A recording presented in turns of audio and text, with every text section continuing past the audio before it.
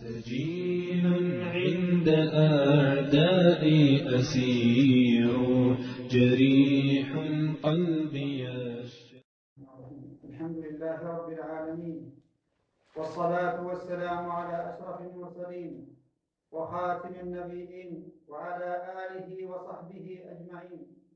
أما بعد، هذه رسالة منا من السجن الزاكي بسلام إلى علمائنا الأجلاء وخطباء المنابر والدعاة إلى الله، إلى من حملهم الله عز وجل هذه الأمانة، أمانة الدين، إلى من حملهم كتابه سبحانه وتعالى وسنة نبيه صلى الله عليه وسلم.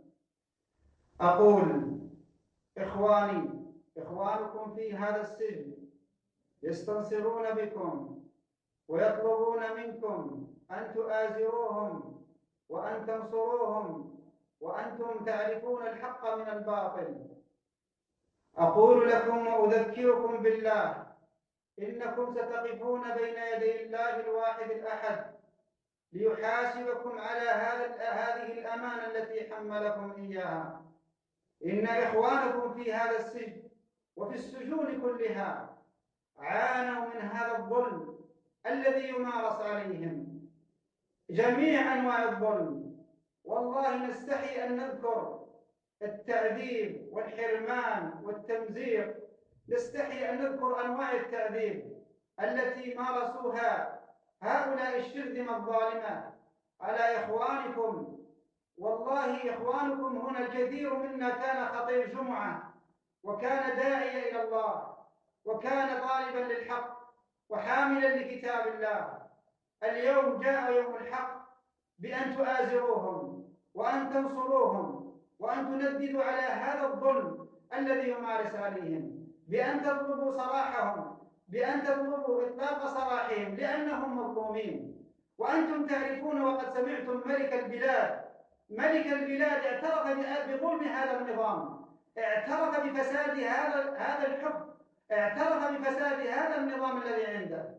فالآن لماذا هذا الظلم؟ ولماذا استمرارية الظلم؟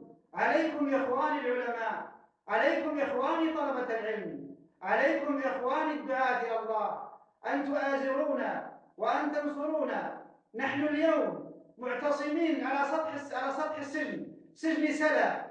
والله ما ندري ماذا سيفعلون بنا هؤلاء الأعداء. ربما يقتلوننا، ربما يقتلوننا، ربما الكثير لا نظن بهم إلا الأسوأ. فعليكم يا إخواني أن تنضموا إلينا. جاء وقت الحق، ففروا إلى الله وتوبوا إلى الله، إنكم مسؤولون. وأنتم تعرفون قول نبيكم عليه الصلاة والسلام: فك العاني أي الأسير. جاء وقت فك الأسير المظلوم. عليكم يا إخواني أن تمتثلوا قول الله عز وجل، أن تقولوا الحق في وجه كل طاغية وجبار، وإذا قتلتم أو عذبتم فإنكم مأجورون إن شاء الله تعالى. وأذكركم بقول الله عز وجل: إن الذين يكتمون ما أنزلنا من البينات والهدى من بعد ما بيناه للناس أولئك الذين يلعنهم الله ويلعنهم اللاعنون.